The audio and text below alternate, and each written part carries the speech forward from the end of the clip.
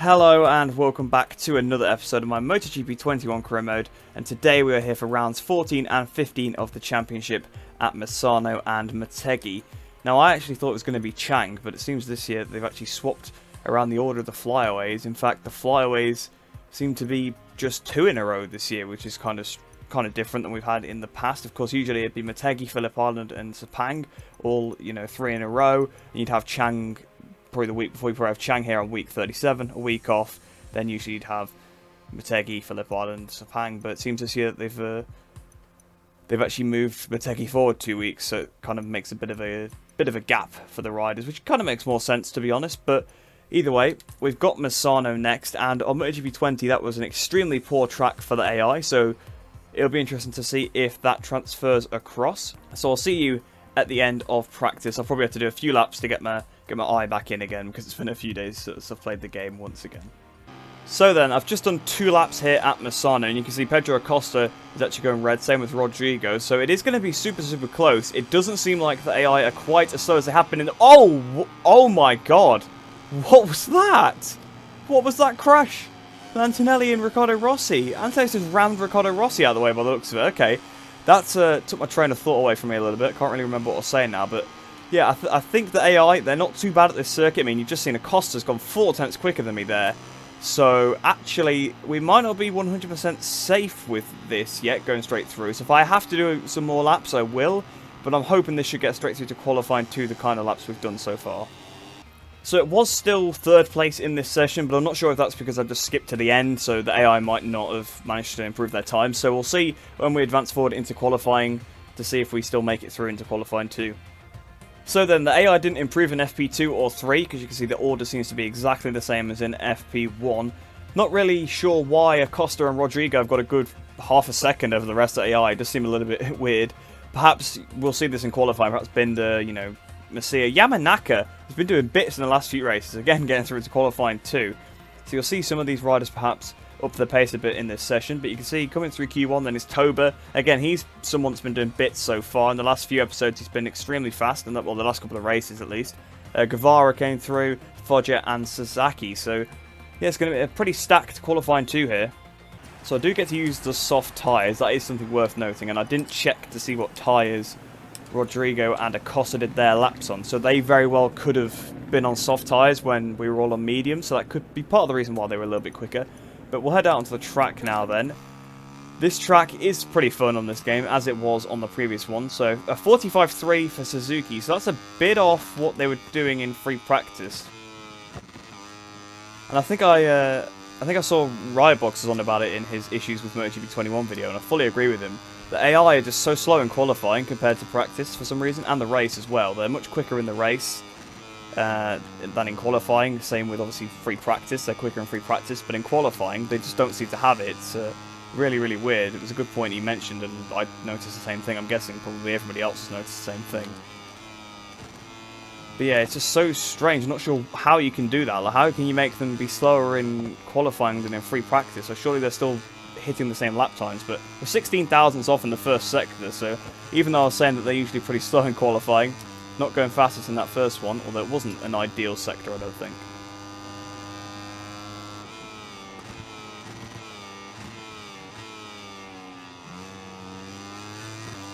That wasn't great either, to be honest. I thought I was going to go off the track, so I had to take a bit of a tighter line than I wanted to. Still 4 tenths underneath.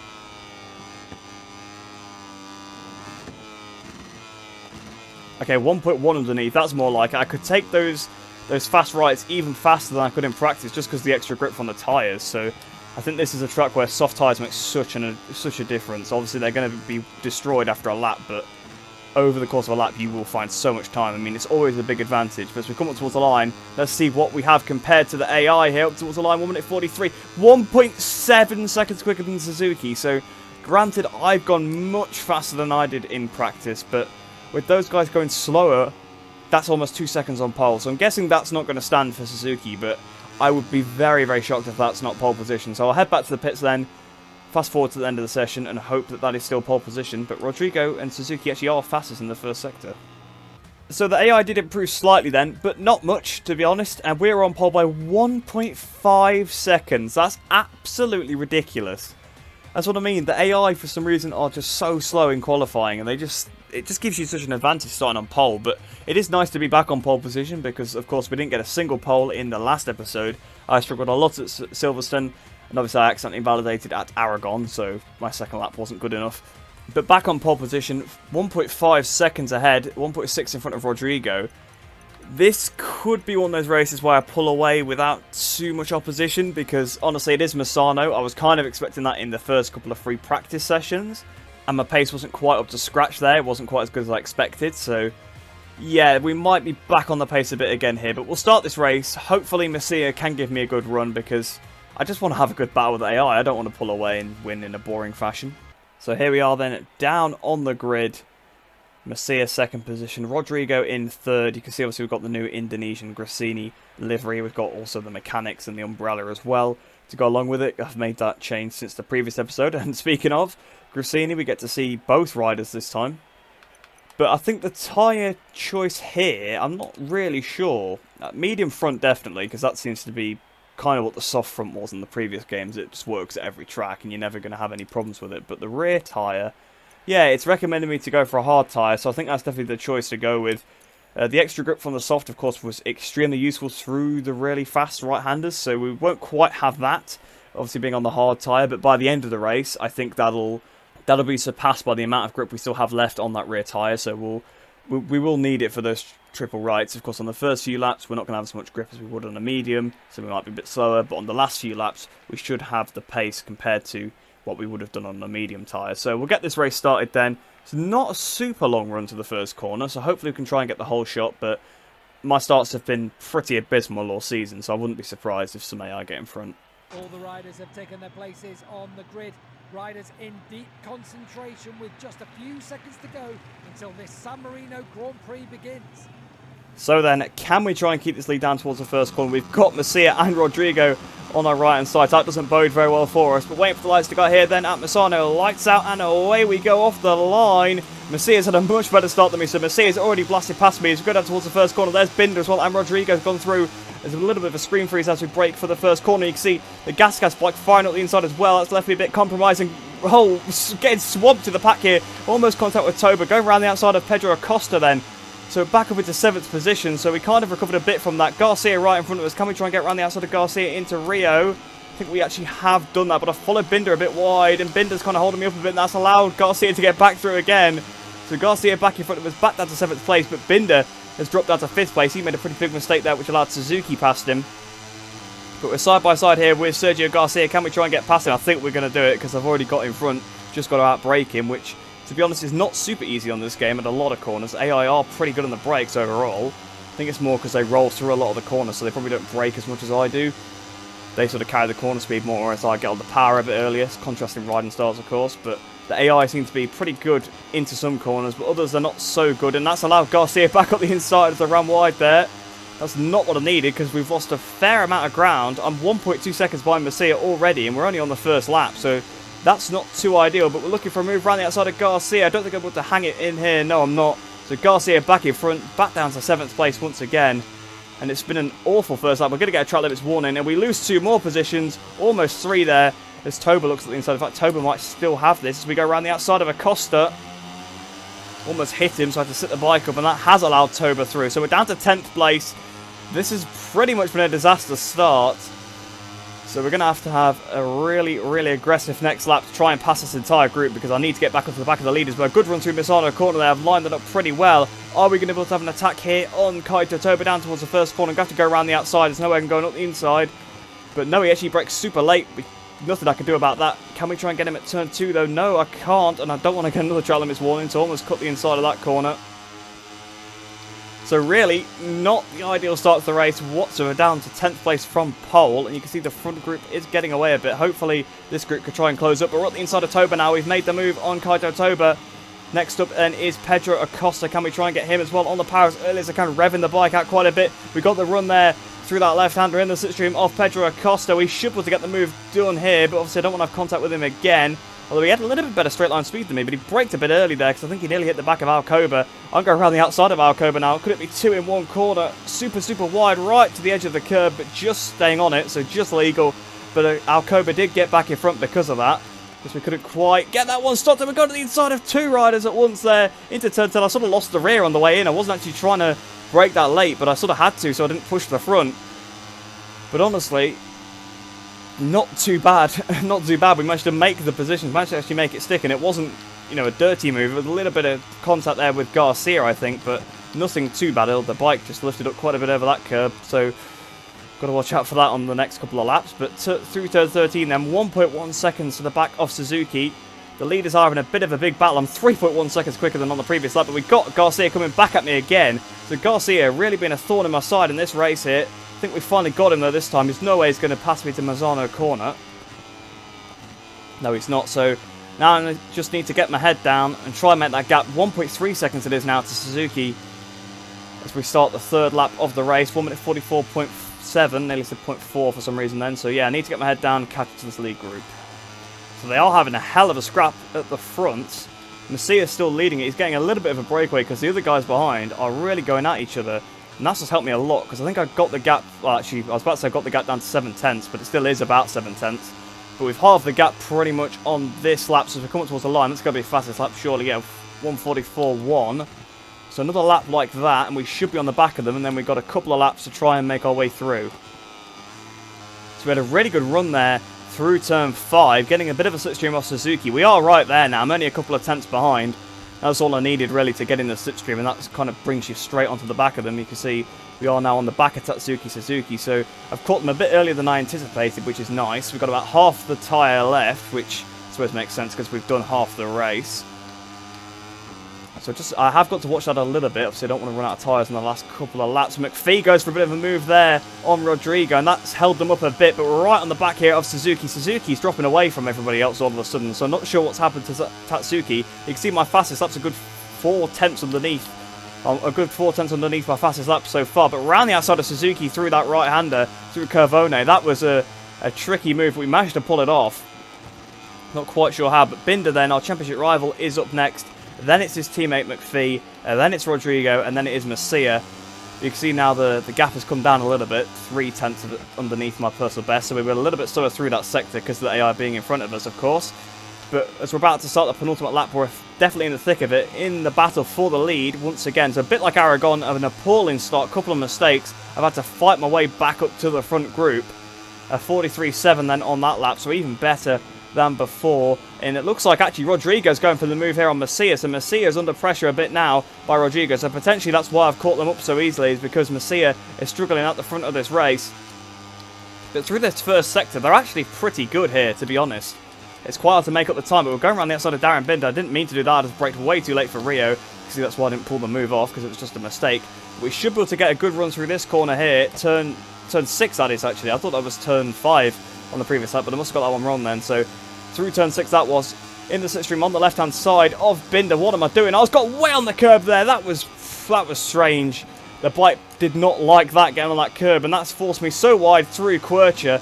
That's definitely cost me, that could have cost me the win, that, because I've not got past anybody on this lap, and now I've got to bridge another half a second, because I went too far to the left trying to pass Darren Binder, went all the way onto the curb. I'm not really sure why. I think I was too busy looking at the bloody corner name in the middle, on the bottom left-hand side of the screen. Wasn't watching where I was placing the bike. So we could be in a bit of trouble. Up to power mode 3, because I've saved enough fuel throughout the race by using power mode 2 the whole way through. So we should be able to mount an attack, but I need to pass Binder on this lap, I think. I don't think I can pass 4 of them on the final lap. I need to try and pass Binder at the end of this lap, and then see if I can pick up any pieces. But Rodrigo is still really going for Yama Messia here, and that is holding them up so much, although to be honest, McPhee and Binder are both going into each other, and I think McPhee is also trying to get past Rodrigo. So honestly, the fact they're all battling is helping me out immensely. The rear tyre went so much through that corner then, I almost lost the front as well, because I think I had a bit too much brake pressure on. But as we come up towards the line then, pretty slow lap compared to the previous one, 6 tenths away from it. But as we start the final lap of the race then, this is anybody's to win still. This is still anybody's game. The rear once again stepping out, but we are right on the back of Darren Binder. If we can try and just carry the speed through this section, try not to lose too much time, maybe we can have an attack down into Rio on Darren Binder. I don't want to try and go around the outside again, but I've kind of been forced there just because he's going a bit defensive. Can we actually try and run it around the outside this time? No, we're not going to be able to do that, so we're going to have to try once again through turn 6. Hopefully actually get it right this time through turn 6, and we've got the run. Yes, we have, up into Palmer 3 as well, just to make sure that we definitely do blast past him. So there we go, past Darren Binder, so we're now up into 4th position. You see McPhee is right ahead. Rodrigo's going around the outside of Masia. We're going around the outside of McPhee. Are we going to pull this one off? Try to get on the power as early as possible. Rodrigo has taken the lead, but I think Masia might have got it back. Says Rodrigo second, so Masia once again retakes the lead. But can we try and have an attack on John McPhee as we go into turn 9? The rear is stepping out so much, I've got no grip and I'm down. Are you serious? I'm down out of this race. We've lost the rear and we've crashed out. I can't believe it. On this final lap of the race, go on, pick up the bike. If he got up a bit quicker, we actually probably would have been able to still get some points, but definitely not now. And if we were thinking about wrapping up the championship a few rounds early, well, I've just said no to that. That's 100% sure. But down we go then, out of this race. I have no idea what happened to the rear tyre there, and the bike's wheeling out of the gravel for some reason. But 29th place, the team are not going to be happy with that one, and I don't know what happened. I actually don't know. The rear just stepped out on me, and I couldn't get it back. We got onto the green there. The Levitz, a Trellimis warning, not that it really matters, but yeah, there's nothing left. And in fact, I think it's the front that pushed that, because look at the front tyre. It's the front tyre that has nothing left on this right-hand side. So I think I must have lost the front. How bizarre. I don't really know what happened, but... And again, I've just cut that corner, so... yeah, you can tell I'm a bit flustered here. But we lose this race then. What should have been a surefire victory, but an appalling start. Followed by, well, just whatever happened there. Results in a 29th place finish. So then, Yama Masia did actually manage to win the race then, just ahead of Gabby Rodrigo in 2nd position. McPhee ended up in 3rd with Darren Binder in 4th. So not the end of the world. Pretty good damage limitation there, I suppose. Purely because Binder only got 4th place. He wasn't on the podium. Suzuki in 5th as well. So the closest two to me in the championship really didn't do too well. Although I think Masia actually might be in 3rd. So a bit of a worry there with Masia gaining 25 free points. But yeah, that was a costly mistake. But I'm still not really sure why I fell off, to be honest. So it's not all bad in the championship. We're still leading by 73 points. 88 in front of Masia, so it was actually Suzuki in 3rd, but Masia now moves ahead of him, back up into 3rd position. So the earliest we can wrap up the championship now is going to be 3 rounds to go, which should be the Thai GP. I think if we'd stayed on in this one, we could have wrapped it up in the next race. We probably would have wrapped it up in the next race as well. But unfortunate to make that mistake. I'm still not really sure what happened, but you know what, it doesn't matter. We've still got a huge lead. We're still going to wrap up the championship nice and early, so no worries. In the team's championship then, we suffer quite a bit because, of course, my teammates aren't good enough to score decent points. So if I fall off, the team's not really getting anything. So we're now 42 points behind Petronas Sprinter Racing. So I think they've definitely got that in the bag. There's no way they're going to bottle that now. They could to Red Bull KTM IO, of course, but they're not going to bottle it to us. But I think we're safely ahead of 658. So I think we're probably going to finish 3rd in this team's championship. But we'll head back into the career hub now, end off this weekend, and get into Motegi. Another previously good track for us on the MotoGP 20, so hopefully that can transfer across, but I'm still perplexed to why we fell off in this race. So with that 29th position then, we did not gain much reputation this weekend. Luckily I do have the multiplier on, because that's the only reason why we actually gained any and didn't lose some. So we gained 275 overall from that weekend, which takes us up to 119,150. So obviously we get no money as well because we didn't achieve the objectives. We've got a lot of research data, but the bike's fully maxed, so no issues there with that. But we did get a lot of research data, even though I only did 2 laps in practice. So then we'll advance forward this 1 week, which should take us up to the Japanese Grand Prix. There's no notifications there, so I just want to head straight into this weekend, avenge that mistake I guess I made in the previous one, because I tapped McPhee a little bit, which is I think what actually made me crash. But the reason why I hit him was just because the rear was just hop, skip and jumping in the way, and I had to try and sit up a bit. And I think, to be honest, I probably should have sat the bike up a bit more, but I didn't want to lose too much time because it was a final lap battle, and well, I ended up on the floor. I paid the price for it. So I'll see you at the end of practice here in Motegi, and I'm not liking the look of this forecast. Wet all weekend except FP2. So I've just done 1 lap in the only dry session of the weekend, FP2, and I'm pretty satisfied that that should get us through into qualifying 2 with 1.6 seconds over Yamanaka. Obviously, I know he's not a proper front runner, but I think 1.6 seconds should be enough. So we'll skip to the end of this session now then, and I'll see you in qualifying 2, hopefully. So the AI did improve by a good 7/10 of a second, because of course Yamanaka, not a front runner, but still got 7/10 clear of John McPhee there. But of course we know that means absolutely nothing, since 1, it's going to be wet for the rest of this weekend, and 2, we were on pole by 1.6 seconds in the last race and still managed to finish 29th. So, you know, you can't read too much into these lap times, but we'll head into qualifying now. It's going to be tricky in the rain, but I'm hoping that we have more of our early season rain performance rather than Silverstone rain performance. So then, of course, we got straight through because they couldn't improve in any of the other free practice sessions, purely just because they were all wet, so you couldn't go faster than in the dry. So coming through qualifying 1 then was Toba, Sasaki, of course Fenati had to come through, he loves coming through qualifying 1, and Artigas as well. So Fenati actually could be a good shot for pole position if the game actually has a good wet stat in it, but I'm guessing it probably doesn't. We head out onto the track there, the AI was sticking his leg up, so it was almost as if he was starting from a standing start halfway down the Motegi straight. Now I really wouldn't want to do that, but anyway, I'm not sure what traction control level to use. 4 might be better, but honestly I feel like, well, the bike already feels like it did in Silverstone, so that's not fantastic, it's not ideal. So we might have to potentially turn up to traction control 5 just to try and get the slightly better traction out the corners, but I feel like it's going to be damage limitation here once again. Potentially maybe not to the same degree as Silverstone, but probably similar because the bike feels the same, and yeah, that's a crash right there, so yeah, struggling quite a bit here in the wet conditions. Oh, Rodrigo's down as well. I just noticed that Rodrigo fell off at the same corner, probably because he was trying to avoid my crash for a guess. Yeah, Messia's gone down, so the fact that my bike is in the middle of the track seems to be tripping the AI up, so we'll have to go for another lap here and see if we can do it again. McPhee is down as well, we need to really get moving. I'm wondering about maybe turning off bike retrieval, at least until the AI get it, because I don't think it's very fair if I fall off and I lose so much time, but they get straight back on, so you guys have to let me know what you think about that, but I'm thinking about maybe turning off bike retrieval until the AI get it.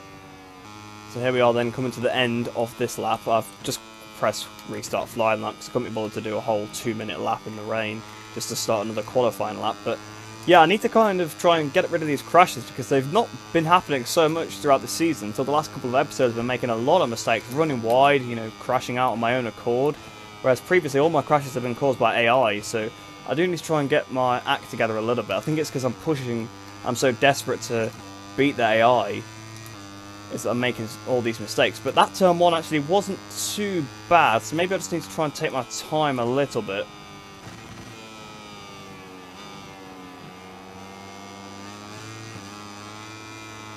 Although that was pretty bad. I suppose that's the traction control 4 for you in the rain.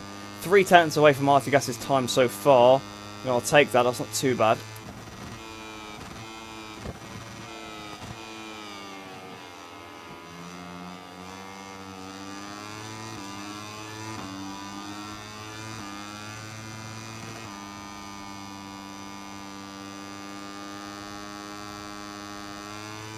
Now underneath this time.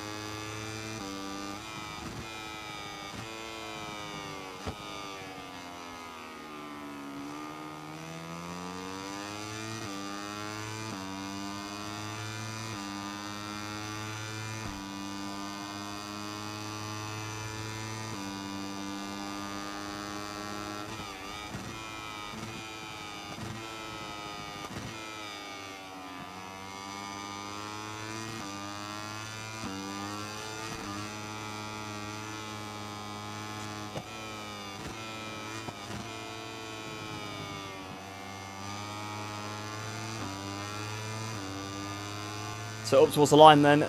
Are we going to be able to beat Artigas' time? We were underneath it. So we come towards the line then. You're 6/10 clear of Artigas actually. So I'm hoping that should be enough. Seems like we've got a bit more pace in the rain here than we did at Silverstone. A bit more like what we had at Austria and of course Catalonia before that. Not really sure why we were so slow in Silverstone, but we'll head back to the pits then and hopefully that'll be enough. So in the end then, it was extremely close, but it was just pole position, 48 thousandths ahead of my championship rival, Darren Binder there in second position, and Kaito Toba in third place, Pedro Acosta fourth, and Gabby Rodrigo in fifth. So, like I said in the last race, Toba's been doing really well as of late, Rodrigo as well, but Acosta actually doing a little bit better in this one. Obviously his qualifying and his race weren't too good in Misano. But Darren Binder seems to be back on the pace here as well. So this could be a proper championship leader scrap here at Motegi. And I am looking forward to it. So let's get this one started. It is going to be wet track, I think, for the race. So not quite heavy rain, but it's not too dissimilar. So down here on the grid then, the CIP team are going to be pretty happy with that front row start for Kaito Toba. But we need to have a look at the tyre compounds. Of course, there's only mediums that we can pick for this, so I don't know why it's like, oh, the recommended tyre is medium for the wet conditions, when the only compound they bring is, in fact, the medium tyre, but doesn't really matter too much, nothing worth getting actually annoyed about. So medium tyres, hopefully they'll last. I'm not too sure, we might have to do a bit of tyre preservation, but I'm hoping for a bit more of an Austria kind of race, where I've got a bit of pace in hand and we can pull away. And I really don't want to have a kind of start we had in Misano where we get absolutely beat backwards because, well, that just affects you so badly. So we just need to actually get off the line, sort of try and stay in the top 5 and then just kind of progress from there rather than dropping down to about 10th position. But we'll get this race started then. And hopefully it is better than the last one. With the riders on the starting grid, the countdown begins until lights out. Just a few moments to go and the Japanese Grand Prix will begin. I'm not sure if my eyes were deceiving me, but I'm sure I saw on the screen on the grid where it tells you what tyres AI got on that Darren Binder had a hard tyre on, but it doesn't matter. Lights out and away we go here. We've not had the worst start, we've not had the best start either. I think it definitely is better to stay in power mode 3. I've had a wheelie a couple of times for doing that, but this time it seemed to work pretty well. And Binder's down already, Binder's hit the deck through the first corner. Darren Binder's crashed our championship rival, and I actually have done the thing where I've returned to the main menu, so it's not like I forgot to do it and it's the bug happening again. I returned to the main menu, came back to the race, but Binder's gone down. Toba hits the front here then. And we've got one of the IO bikes at the inside as well, Acosta. I'm being a bit wary of him because we've had many collisions with him throughout the season. He's on the inside, so, you know what, just have it, Acosta. Have it for now. We can try and get that past him, but not too bad of a start for myself there, actually, for once. We managed to kind of hang on to a decent position at the front, but Darren Binder barreled it into the first corner, obviously trying to outbrake me, and he's lost the front. And we might be able to undo the damage that just occurred to us in Misano. Now, Binder, of course, he's not going to have lost as much time as I did. And it is a wet race, of course. So the pace can differ by many seconds a lap between some of the front AI and some of the back AI. So it could be still some points on the table here for Binder. Binder could still score some points. Unlikely, but it could still happen. But I need to try and get my head down. My target is to win this race now and give a good 25 points in hand over Darren Binder. So through the hairpin curve then, Acosta a slightly better exit, but Kaito Toba doing an amazing job leading the race right now. Of course, the wet is the great equaliser for machinery, so if that CIP KTM is not quite as good as the factory KTM behind it, it's not going to make much of a difference here in the wet conditions. But we need to try and pass Acosta as soon as possible. We've got on the power pretty early through the 90-degree corner. I was going to look up the inside into the next one, but I couldn't quite pull alongside Pedro there. Just got to take my time. We've got plenty of laps, so there we go, up the inside through victory corner then. Bit of contact with Pedro, kind of squeezing him out a little bit, trying to get a bit of slipstream off of Toba, but Acosta also wants that slipstream, and he's managed to push me out of it actually, so he's got the slipstream now on Toba. Going to brake nice and early for the first corner because, of course, I don't want to do a Darren Binder. Toba's pretty wide. There's been a crash behind now. Koba's down. A bit more contact with Acosta. Acosta turns in on me there a bit. I've about had enough of having contact with Acosta throughout this season. He's the one AI that I consistently have run-ins with, and I'm not sure why, to be honest. Whether it's because we always just seem to take similar lines or what, but he went in a bit wide. I was trying to run underneath him. I guess he didn't see me on the inside and sort of turned in, but we had that contact. But we're now into second position. Toba just ahead of us. It's McPhee now behind us. McPhee's made his way past Acosta as well after obviously the contact that we had. So if we can try and get past Toba, I can see if I can try and build out a bit of a gap. First sector that AI are pretty decent in, to be honest. It's the second and third and fourth sectors where I was pulling my time. Although actually the third sector, not so much. It was pretty even through the third sector. But the fourth sector and the second sector, definitely, I was pulling time on them. So here we go then, on the run down towards the hairpin curve, the corner that I always think is really weirdly named to be called the hairpin curve, but it doesn't really matter, I suppose. We're right behind Kaito Toba now. Surely we're going to be looking for a pass out of the hairpin curve Might just stick it up into power mode 3 just to make sure that we can get past him on the straight down towards the 90-degree corner.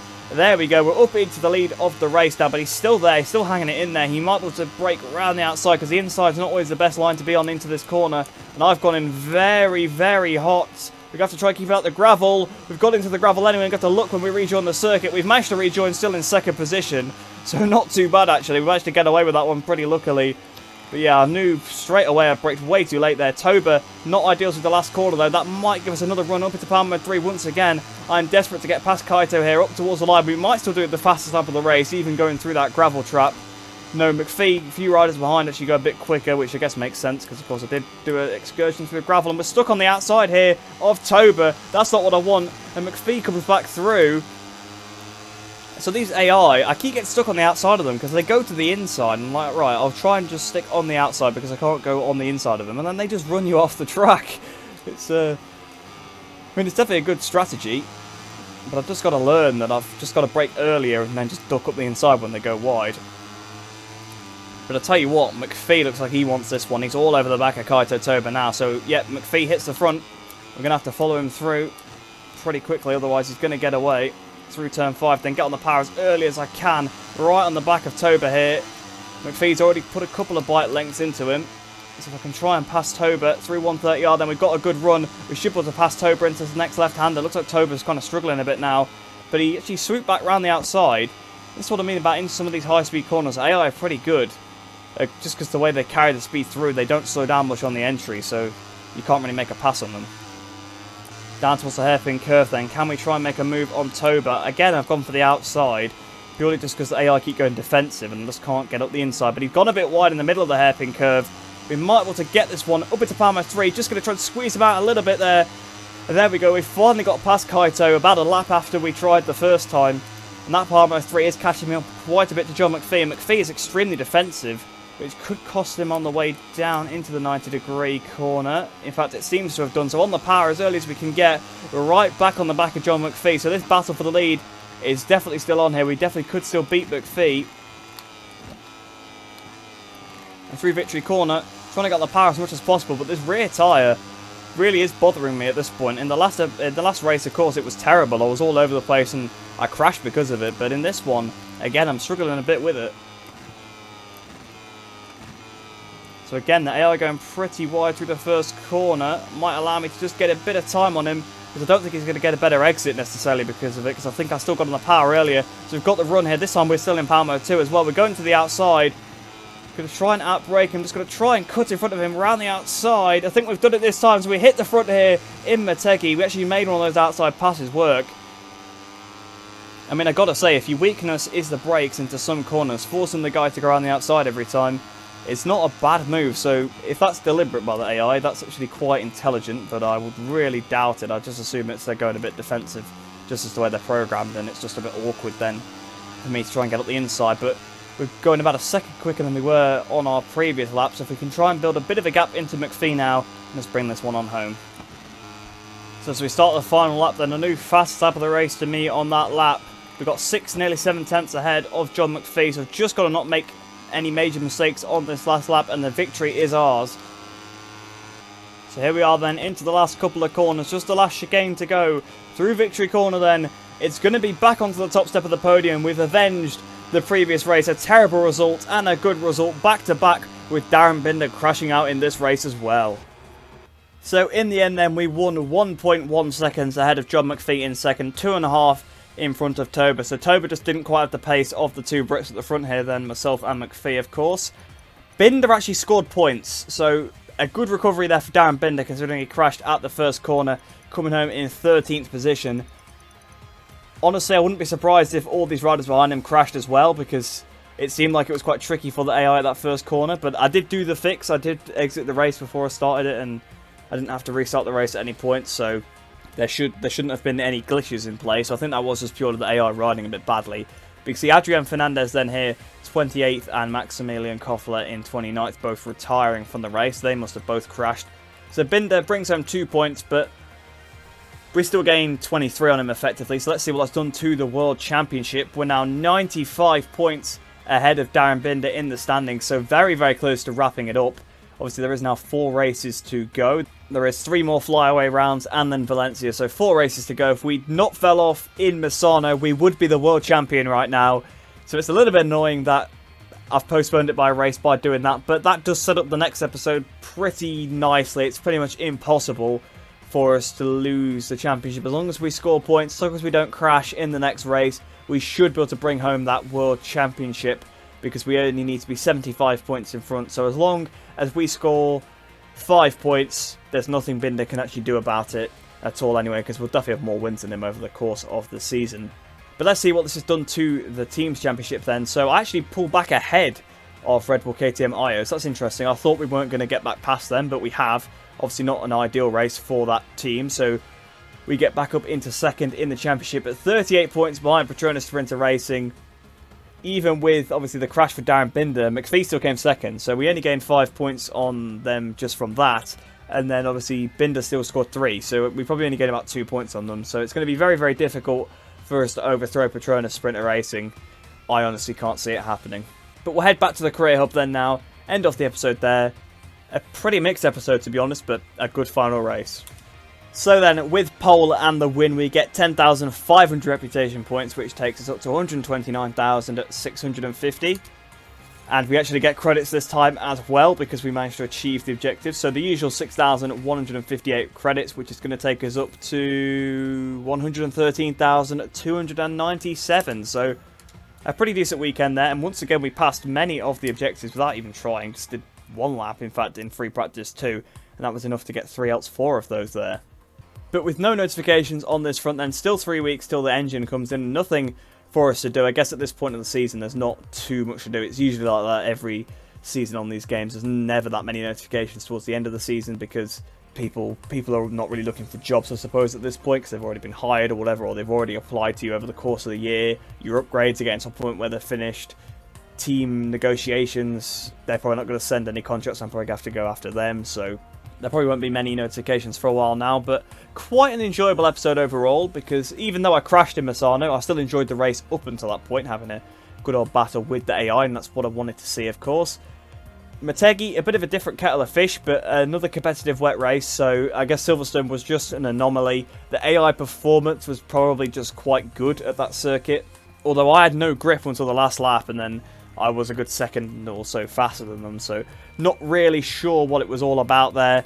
There was some, obviously, weirdness going on in that Silverstone race, but at least we were a bit more on the pace here in Motegi. We obviously got that victory, so rain is not going to be a weak spot for us, just rain at Silverstone potentially. But I hope you guys did enjoy that one. Pretty action-packed, of course, with the crash and the good battling. Obviously, myself and Binder both fell off in the race, but of course, Binder actually managed to score decent points. But, well, not decent, but he managed to score some points when he fell off, whereas I didn't. A little bit frustrated with myself, because we would be the champion right now if I hadn't fallen off in Misano, but we should be primed to wrap it up in the next one. But like I said, I hope you did enjoy that one. Hope you enjoyed the rest of your day. Hope you're all staying safe, and I shall see you in the next one.